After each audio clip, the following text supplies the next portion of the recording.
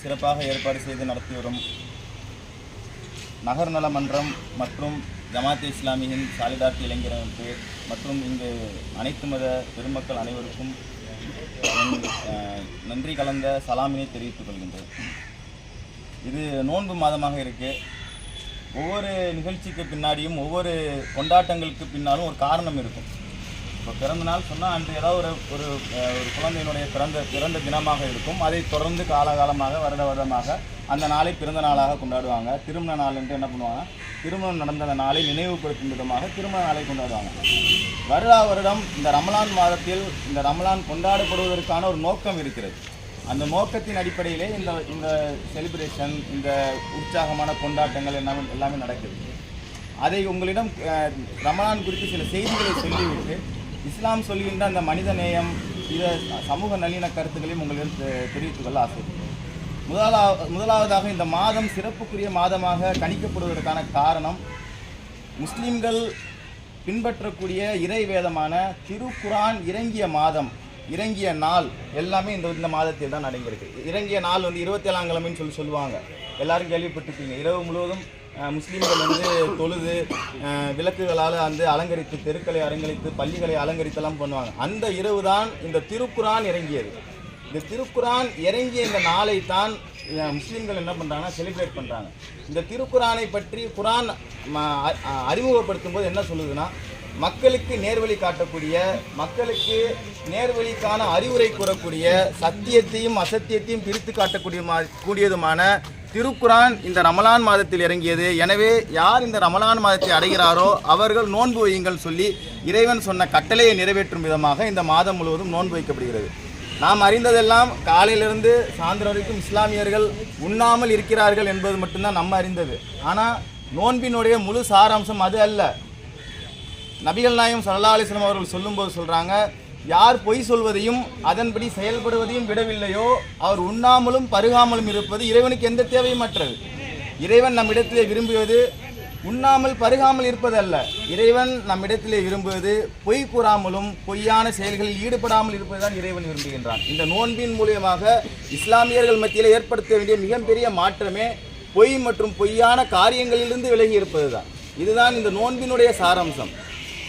ஆக வெறும் உண்ணாமல் பருகாமல் இருப்பது மற்றும் நோன்பினுடைய சாராம்சம் அல்ல. மேலும் இந்த குரானுடைய இன்னொரு சிறப்பம்சம் இருக்கிறது. இந்த குரான் நம்மெல்லாம் என்ன நினச்சிட்டு இருக்கோம்னாக்கா, குரானில் உள்ள எல்லா மத நூல்களையும் என்ன இருக்கும்னா அந்தந்த மதங்கள் பின்பற்றக்கூடிய வழிமுறைகள் இருக்கும். எப்படி தொழுகணும், எப்படி நோன்பு வைக்கணும், எப்படி ஜக்காத்து கொடுக்கணும், இந்த மாதிரியான கருத்துக்கள் இருக்குன்னு சொல்லி நம்ம நினச்சிக்கிட்டு இருக்கோம். ஆனால் குரானில் அந்த மாதிரி கருத்துக்கள் கிடையாது. ஒருவர் தொழ வேண்டும் என்றால் தொழுவையின் முதல் சடங்கிலிருந்து இறுதி சடங்கு வரைக்கும் என்ன செய்ய வேண்டும் என்பது குரான் இல்லவே இல்லை. ஒரு முஸ்லீம்கள் ஐவேளை தொழுகிறாங்க இல்லையா, ஐவேளை தொழுகும் முறை ஆரம்பத்திலிருந்து இறுதி வரைக்கும் எப்படி தொழணும்னு சொல்லி குரானில் எங்கேயுமே கிடையாது. எல்லாம் நபியினுடைய வழியிலிருந்து நாம் தெரிந்து கொண்டதுதான். தொழுகுங்கள் என்று மட்டும்தான் இருக்கும். ஆனால் திருக்குரானினுடைய மிக நீண்ட பெரிய வசனம் எது தெரியுமா?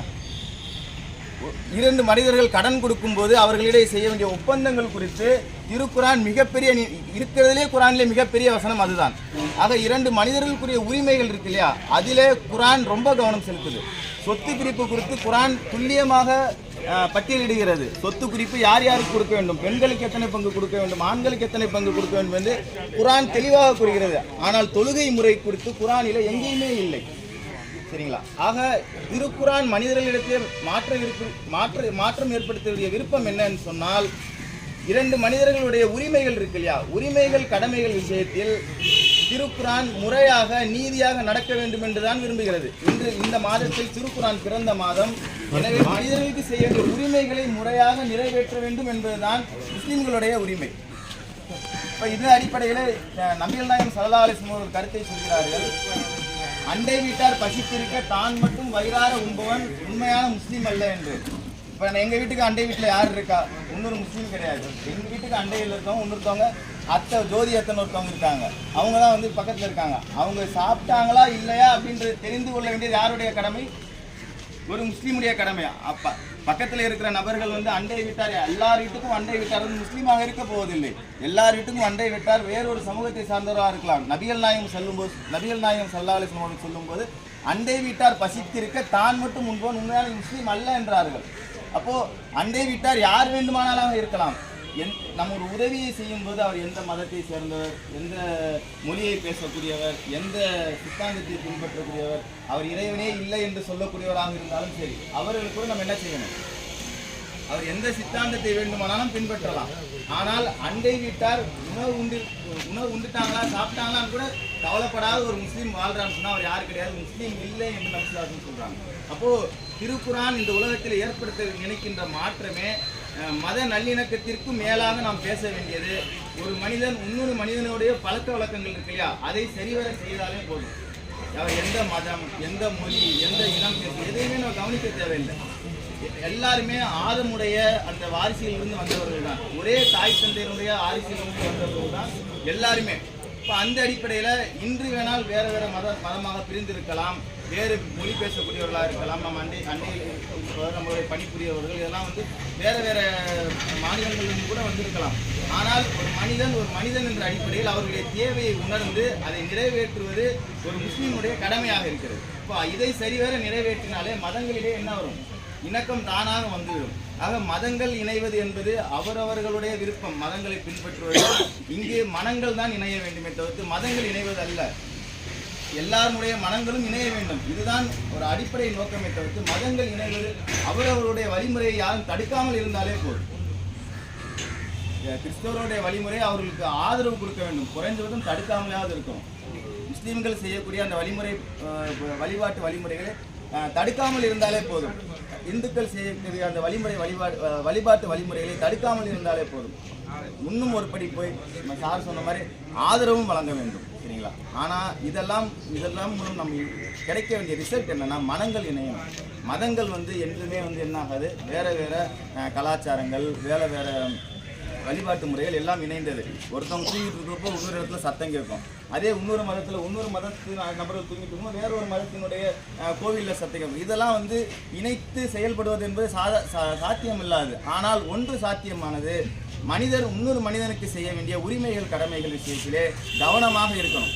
அதனால தான் இஸ்லாத்தில் ஒரு கருத்து இருக்குது. இஸ்லாத்தில் இறைவனுக்கு செய்ய வேண்டிய வழிமுறைகள் இருக்கு இல்லையா, வழிபாட்டு வழிமுறைகள், இதில் குறை இருந்தால் யார் மன்னித்து விடலாம்? இறைவன் மன்னித்து விடலாம். ஆனால் ஒரு மனிதன் இன்னொரு மனிதனுக்கு செய்ய வேண்டிய உரிமைகளில் குறை இருந்தால், குற்றம் இருந்தால், அந்த மனிதன் மன்னிக்காதவரை இறைவன் மன்னிக்க மாட்டார். அதனால தான் இஸ்லாத்திலே மிகப்பெரிய தியாகம் பண்ணது இஸ்லாத்துக்காக உயிரை கொடுப்பது தான்.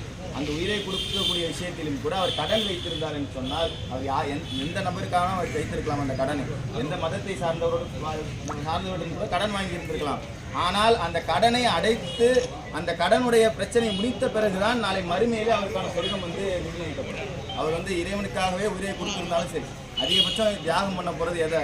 மனுஷன் உயிரை தான் தியாகம் பண்ணுவாங்க. அதையே கொடுத்திருந்தாலும் இன்னொரு மனிதனுக்கு கடன் வைத்திருந்தால் அந்த கடனுடைய விவகாரம் அடைக்கப்படாமல் அந்த மனிதன் சொர்க்கத்துக்கு போக முடியாது. அப்போது இங்கே ரொம்ப கவனிக்கப்பட வேண்டிய விஷயம் என்னன்னு சொன்னால், இஸ்லாம் வலியுறுத்தி சொல்லக்கூடிய விஷயம் என்னன்னு சொன்னால், இன்னும் ரொம்ப எளிமையான விஷயம் சொன்னாங்க. நீங்கள் ஒரு குழம்பு சமைக்கிறீங்க, கறி குழம்பு எல்லாம் சமைக்கிறீங்க, அந்த குழம்பை கொஞ்சம் பக்கத்தில் இருக்காங்க, அவங்க மனம் போயிடுச்சுன்னு சொன்னால் கொஞ்சம் தண்ணி சேர்த்து நீங்கள் என்ன பண்ணுங்க, ஒரு கூலத்தை அவங்களுக்கு கொஞ்சம் கொடுங்கன்னு சொன்னாங்க. அவங்க யாராக வேணா இருக்கலாம், எந்த மதத்தை சார்ந்தவர்களாக வேணா இருக்கலாம். இப்போ இந்த நடைமுறைகள்லாம் சின்ன நடைமுறைகள்லாம் இஸ்லாம் உங்கள் சகோதரை பார்த்து ஒரு முதுவல் புரிவது கூட தர்மம்னு சொன்னாங்க. இப்போ அறிந்தோர் அறியாதோருக்கு உணவளியுங்கள், சலாமை பரப்புங்கள், பசித்தோருக்கு உணவளியுங்கள் சொல்லி நபிஸ்லாசம் சொன்னாங்க. இப்போ இஸ்லாம் சொல்கின்ற கருத்துக்கள் எல்லாமே பிற மனிதர்களுக்கு நாம் செய்ய வேண்டிய அந்த பொறுப்புகள், கடமைகள், உரிமைகள், இதை சரிவர நிறைவேற்ற வேண்டும். இதுதான் குரான் இந்த மாதத்தில் பிறந்தது. குரானினுடைய சாராம்சமே இதுதான். குரான் தொழுகை முறையை பற்றி எங்கேயுமே எப்படி கை கட்டி எங்கே நின்று எப்படி தொழுகணும்னு சொல்லி எந்த வசனத்தில் எங்கேயுமே கிடையாது குரான். ஆனால் குரான் இன்னொரு மனிதருக்கு செய்யக்கூடிய புறம் பேசுவது, பட்ட பேர் சொல்லிட்டு ஒரு அத்தியாயமே இருக்கிறது. சூரத்துல் குஜராத் என்று 49 அத்தியாயம் இருக்கிறது. அது முழுவதுமே ஒரு உங்களுடைய உறவுகளை சீர்படுத்திக் கொள்ளுங்கள் சொல்லி அந்த வசனம் ஆரம்பித்து பொய் சொல்வது, குத்தி பேசுவது, தீயவன் ஒரு செய்தி கொண்டு வந்தால் அதை பரப்புவது, உங்களிடையே 2 சாரார்கள் சண்டையிட்டால் அவர்களை சமாதானம் செய்து வைப்பது என்று 2 மனிதர்களுக்குரிய நடக்கக்கூடிய உரிமைகள், கடமைகள் குறித்து திருக்குரான் ஒரு அத்தியாயத்தை இறக்கி வைத்திருக்கிறது சூரத்துல் குஜராத்தில். இப்போது இந்த மாதம் திருக்குரான் பிறந்த மாதம். திருக்குரான் நம்மிடையே எதிர்பார்ப்பது, முஸ்லீம்களிடையே எதிர்பார்ப்பது, குறிப்பாக இங்கே முஸ்லீம்கள் நம்மளவில் இந்த மாதத்தில் ஏற்பட வேண்டிய மாற்றத்தை குறித்து நான் குறிப்பாக சொல்ல வேண்டும் என்றால், பிற மனிதர்களுக்கும் பிற உயிரினங்களுக்கும் செய்ய வேண்டிய பொறுப்புகள், கடமைகள், உரிமைகளிலே முறையாக நடந்து கொண்டாலே அனைத்து பிரச்சனைகளுக்கும் இது தீர்வாக அமையும். இறுதியாக ஒரு கருத்தை சொல்லி என்னுடைய உரையை நிறைவு செய்கிறேன். அண்ணல் நபி ஸல்லல்லாஹு அலைஹி வஸல்லம் அவர்களுக்கு ஒரு கேள்வி கேட்கப்படுகிறது. மதவெறி என்றால் என்ன என்று கேள்வி கேட்கப்படுகிறது. மதவெறி என்றால் என்ன? அப்போ ஒரு முஸ்லீம் நபி ஸல்லல்லாஹு அலைஹி வஸல்லம் கேட்குறாங்க, மதவெறினா என்னன்னு சொல்லிட்டு. அதுக்கு நபி ஸல்லல்லாஹு அலைஹி வஸல்லம் சொன்ன பதில், எந்த மனிதன் தவறு செய்யும்போது சொந்த மதத்தை சார்ந்தவர்களே அதற்கு ஆதரவு தருகிறார்களோ அதுதான் மதவெறி என்றார். முஸ்லீம் மதத்தை சார்ந்தவராக இருந்தாலும் சரி, அவர் தவறு செய்யும்போது அனைத்து முஸ்லீம் பெருமக்களும் சேர்ந்து அதை கண்டிக்க வேண்டும். அதற்காக ஆதரவும் அதற்கான ஒரு செக்யூரிட்டி வளையமும் போட்டிங்கன்னு சொன்னால் அந்த இடத்துல அந்த முஸ்லீம்கள் மதவெறியோடு இருக்கிறார்கள். இப்போ தவறு செய்பவர் யார் என்பதை பார்க்கக்கூடாது. தவறு செய்பவர்களை யாராக இருந்தாலும் கண்டிக்க வேண்டும் என்ற எண்ணம் வர வேண்டும். இவங்க நம்ம ஆளு, நம்ம இனத்தை சேர்ந்தவங்க, நம்ம ஜாதி, நம்ம மக்கள், நம்ம மொழி, இதெல்லாம் தாண்டி தவறு செய்தவன் தவறு என்று கண்டிக்கக்கூடிய திராணியோடு இருந்தாலே மதவெறி என்பது அழிந்துவிடும். எப்போ நம்ம தவறுக்காக அநீதியான முறையிலே நியாயமற்ற முறையில் பேச போகும்போது அங்கு மதவெறி அதிகரிச்சுது. அதனால் நம்முடைய சகோதர சமுதாய மக்களுக்கும் இந்த கருத்தை நான் சொல்கின்றேன். நம்ம யார் தவறு செய்தாலும் சரி, அவர் நம்ம சொந்த சமூகத்தை சார்ந்தவர்களாக இருந்தாலும் சரி, நம்ம குடும்பத்தை சார்ந்தவர்களாக இருந்தாலுமே சரி, நபி ஸல்லல்லாஹு அலைஹி வஸல்லம் ஒரு முறை சொல்லும்போது ஒரு யூத பெண்மணி திருடிடுறாங்க, ஃபாத்திமா ஒரு பெண் திருடிடுறாங்க. அவங்களுக்கு திருடுவேனா இஸ்லாத்து கையை வெட்டுவது சட்டம். இப்போ அதை வெட்டுங்கன்னு சொல்லும்போது அவங்க பெரிய குலத்தை சார்ந்தவங்க, அவங்களுக்கு மன்னிப்பு கொடுங்கன்னு சொல்லி நபி ஸல்லல்லாஹு அலைஹி வஸல்லம் சிபாரிசு செஞ்சு வராங்க. அப்போ நபி ஸல்லல்லாஹு அலைஹி வஸல்லம் சொன்ன பதில் என்னன்னா, என்னுடைய மகள் ஃபாத்திமா திருடி இருந்தாலும் இந்த இடத்துல நான் என்னதான் பண்ணுவேன், கையை வெட்டுவேன் என்று சொல்லி சொன்னார்கள். அப்போது யாராக இருந்தாலும் சரி, தவறு செய்வோர் என்னுடைய மகளாக இருந்தாலும் சரி, என்னுடைய மகனாக இருந்தாலும் சரி, இங்கே நடக்கக்கூடிய சட்டதிட்டங்களுக்கு உட்பட்டு அவர்களுக்கு என்னவோ அந்த தண்டனையை வாங்கி கொடுப்பதிலே உறுதியாக இருந்தால் இந்த மத நல்லிணக்கமும் மனிதநேயமும் தானாக மலரும் என்பதில். ஏன்னா அந்த இடத்துல நம்ம நிறைய தவறு செஞ்சிடறோம். நம்மளுடைய பாசத்தில் தான் என்ன பண்ணிடுறோம், அந்த மதங்களை கடந்து நிறைய கலவரங்களுக்கு பின்னாடி நாட்டினுடைய வளர்ச்சி தான் குறைந்து போகுமே தவிர்த்து நாட்டினுடைய வளர்ச்சியினுடைய வீழ்ச்சி அதிகமாகுமே என்பதை தெரியப்படுத்தி கொண்டு ஒரு 3 முழக்கங்களோடு என்னுடைய இந்த உரையை நிறைவு செய்கிறேன். ஒன்று ஒற்றுமை, இன்னொன்று ஒழுக்கம், இன்னொன்று வளர்ச்சி. இந்த 3த்துலேயுமே நம்ம நகர் மக்கள் கவனம் செலுத்தணும்னு சொன்னால் கண்டிப்பாக நம் பின்வரக்கூடிய மக்களுக்கு அது நல்ல ஒரு அமைதியான ஒரு இணக்கமான சூழலை ஏற்படுத்தும் என்று கூறி அந்த உரையை நிறைவு செய்கிறேன்.